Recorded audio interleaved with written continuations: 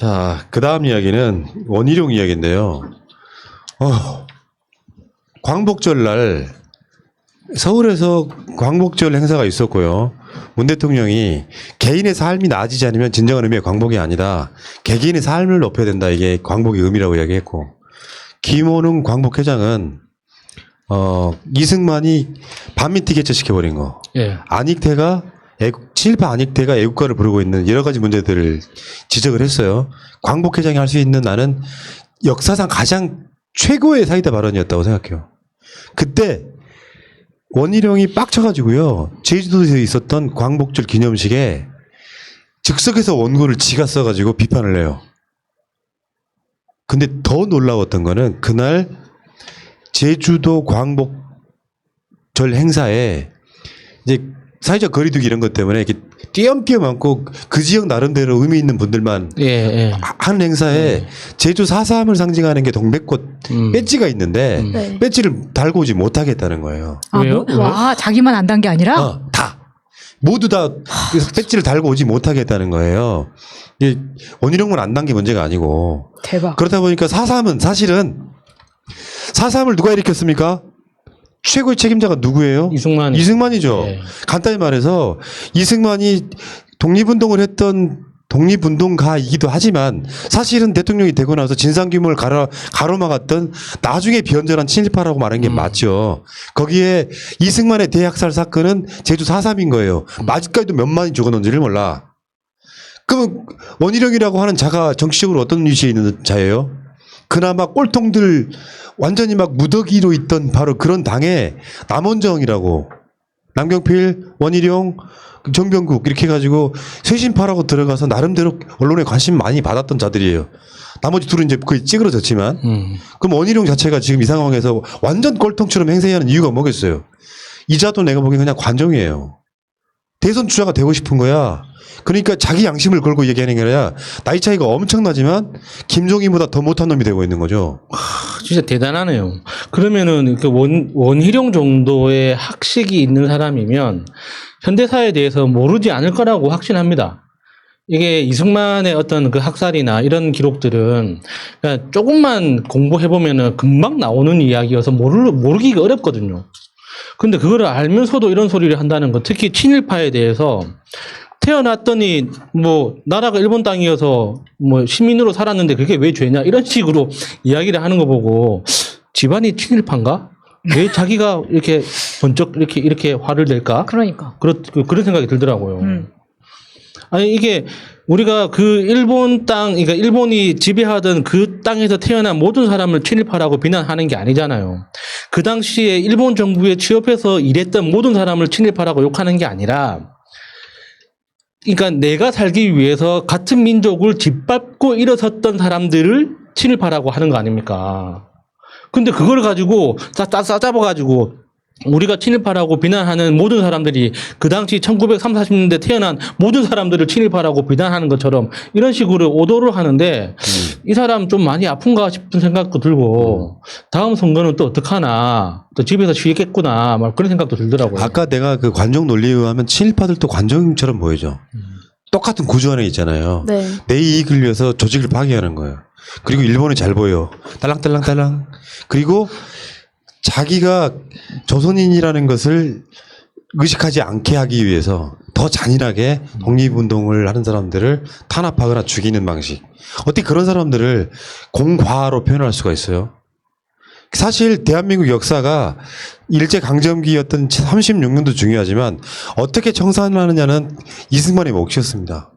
근데 그 친일파 청산이 안 된 건 전적으로 이승만의 책임인 거예요.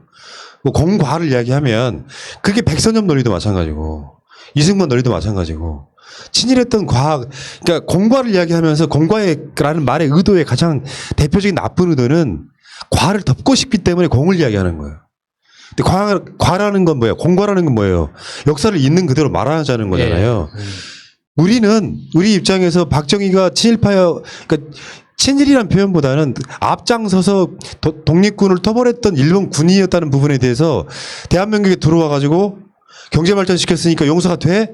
라고 우린 이해를 못하는 거지 않습니까? 왜? 박정희는 내가 일본 군인이었다는 것을 독립군을 토벌할 군인이었다는 것을 사과해 본 적이 한 번도 없잖아요. 백선엽도 마찬가지고요. 네. 이승만도 마찬가지입니다. 그렇기 때문에 역사가 정산이 안 되는 상태로 쭉 계속 가는 거예요. 자기 과에 대해서 반성하지 않는 사람들을 공과를 이야기하면서 사실상 원희룡이라고 하는 나름 그래도 그쪽에서는 촉망받던 정치인이 완전히 대권을 위해서 관종 형태를 보이고 있는 바로 대표적인 모습이었어요. 왜냐?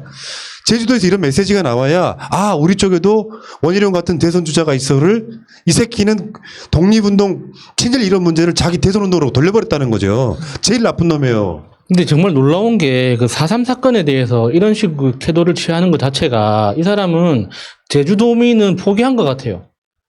그러니까 사실 그 4.3 사건은 뭐 옳고 그름이나 뭐 정치적인 뭐 분열이나 이런 거하고 아무 상관없는 거거든요. 그냥 그 당시 그 시절에 이승만 때문에 오로지 제주도민들이 그냥 다 피해를 입은 거예요. 가해자 피해자 할 것 없이 모든 사람이 피해자가 됐던 굉장히 슬픈 역사인데 그래서 제주도민들은 4.3에 대해서 지금 그러니까 그 당시 피해자 입장에 있었던 사람과 가해자 입장에 있었던 사람들 사이에 약간 미묘한 감정선이 남아있긴 해요. 그래도 그 사건의 심각성이나 지금 피해자에 대해서 보상을 해야 되고 그걸 어떤 역사적 분기점으로 마련해야 된다는 공통적인 합의는 다 돼 있는 거거든요. 근데 지금 원희룡은 그것까지 깨버리는 거예요. 자기 스스로 배지를 떼자는 것 자체가. 실제로 4.3 진실 밝히는데 가장 노력한 사람은 원희룡이 아니고 문재인 대통령과 노무현 대통령이에요. 국가기관이 이승만이 한 짓을 노무현 대통령이 제주도가 사과를 합니다. 국가로서 사죄드리고 죄송하다고 진상규명 밝히겠다고. 지금 이런 상황이거든요. 원희룡은 제가 봤을 때는요. 양심이 있다면 제주도지사 뭐 지금 사퇴하는 게 맞을 것 같습니다. 그리고 서울에 올라와가지고 사퇴하고 그냥 대선 준비해. 왜 그 제주도에서 그 지랄하고 계십니까? 원희룡 씨? 아니 근데 너무 커밍아웃을 이번에 확실하게 해가지고 제주도에서도 어떤 자기 지역에서도 지지를 못 받는데 큰 물에서 과연 받을 수 있을까 생각이 들고 지금 한참 이슈가 되고 있는 문구가 있잖아요. 태어나 보니 일본 식민지인 상태에서 신민으로 살아가면서 선택할 수 없는 인생. 이게 저는 굳이 이 신민이라는 단어를 써야 했나? 당시 그냥 식민지 상태에서 조선의 국민으로 살아가면서 선택할 수 없었던 인생 이렇게 써도 됐는데 이런 문구 자체가 무의식적으로 본인의 사상을 보여주는 거라고 생각합니다. 이 사람은 대한민국 국민이라고 할 수 없어요. 자, 관종의 논리학. 예를 들면 학생 운동권이었다고 치요. 근데 민주당으로 들어오면 변별력이 없어요. 그러니까 저쪽에서 야야 체중에 서울대 나온 제주도에 무슨 3대 천재 원희룡 하나 영입하는 게 굉장히 중요했던 사람들한테는 그런 식으로 영입이 되는 거예요. 관종이 있기 때문에 가능한 겁니다. 우리 같은 사람이 예를 들어서 내가 어마어마한 스펙도 좋고 굉장히 사회적으로 관심 받는 사람이었는데 미래통합당 같은 부류에 들어오라고 하면 들어갑니까? 못 들어가요. 관종이 아니기 때문에 그렇습니다. 관종이 오늘을 방송을 전체적으로 통과하는 키워드는 그냥 관종인 거예요. 그러니까 그냥 아까 말한 것처럼 그냥 관종은 그냥 사람들이 관심 받는 거 좋아한다고 생각하면 착각이에요. 그런 문제가 아니라 관종은 사회의 악이라니까요. 공동체를 다 깨버린다고. 자, 김원훈 광복회장이 최근에 이분이 그 광복절 기념식장에서 기념사로 이렇게 메시지를 내니까 막 전에 뭐를 했네 계속 과거를 주잖아요. 다시 한번 말씀드릴까요? 김원훈 광복회장은 이를테면 독재 부역했다라고 하는 그 짧은 기간 동안에 그 당의 어떤 그 경력을 계속해서 사과하고 있습니다. 이분 자체가 독립운동 후손이기 때문에 그런 당에서 그 잠깐이라도 있었다는 걸 사과하고 있어요. 간단히 말하면 그런 사과가 병행되지 않는 사람들이 지금에 와서 계속 이런 식으로 관종짓거리들로 나라를 망치고 있다. 정광훈에서 원희룡까지. 근데 그 김원웅 그 광복회 회장님?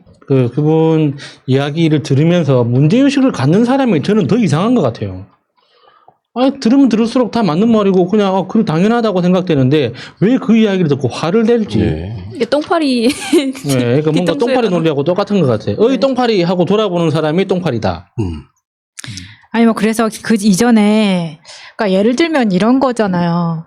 너 예전에 이명박 뽑았는데 그래서 정신 차리고 넘어왔어. 그럼 계속 그 과거에 대해서 비난을 해요. 뭐 지금 고백하는 겁니까? 그런데 고백하는 거예요? 그런데 이 진영의 입장에서는 우리의 지지율이 높아지기를 바래. 그런데 건너온 사람들한테는 계속 욕을 해.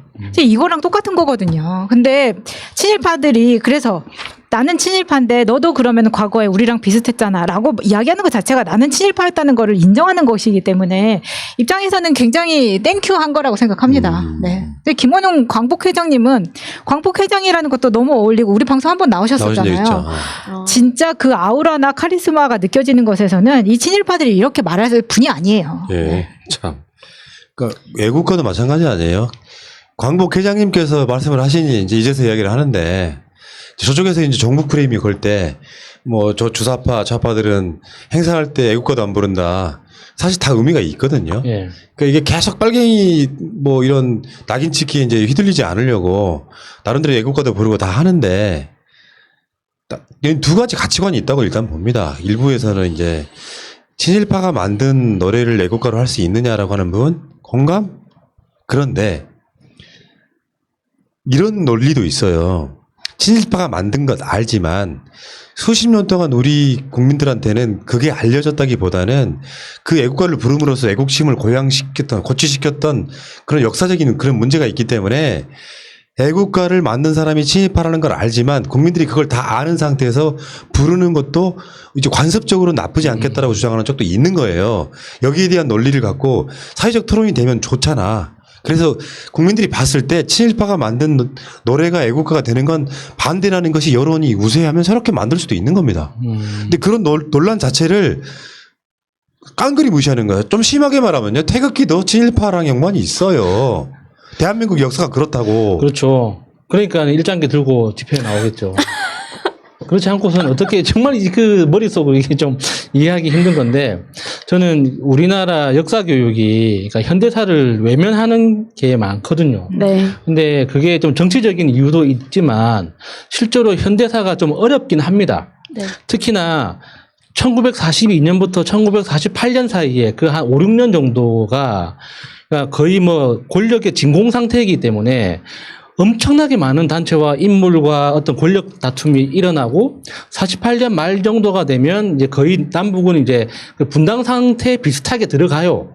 그래서 서로 교류가 뜸해지는 정도로 이렇게 들어가는데 그 나중에는 결과적으로 이제 50년의 전쟁이 터지는 이제 그렇게 이어지는 그 과정이 굉장히 복잡해서 그게 좀 고비긴 합니다. 네. 그러니까 그 전과 그 후는 거대한 악이 너무 명확하게 있기 때문에. 그러니까 일본이라는 거대한 악이 있는 일제 치하 시대가 있었고, 이제 전쟁이 끝난 이후로는 독재가 계속 이어졌잖아요.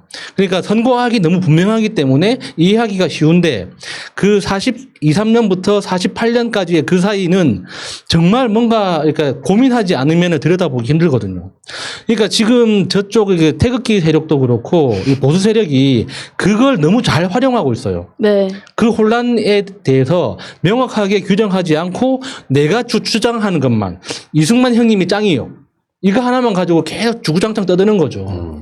근데 이건 우리가 시민으로서 좀 스스로 공부할 필요가 있어요. 그렇지 않으면은 절대 이게 뭔가 판단하기가 좀 쉽지 않은 문제이긴 하거든요. 네. 근데 거기서 진짜 딱 얘기를 항상 그쪽에서 하는 게 이승만하고 박정희에 대해서 공과 가를 계속 얘기를 하는데 저는 솔직히 말하면은 이게 제가 이 시간을 살아가다가 A 선택, B 선택이 있으면 A를 선택해버리면 B는 B 방향으로 갔을 때를 저희가 알 수가 없잖아요. 그러니까 기회비용이라고 하잖아요.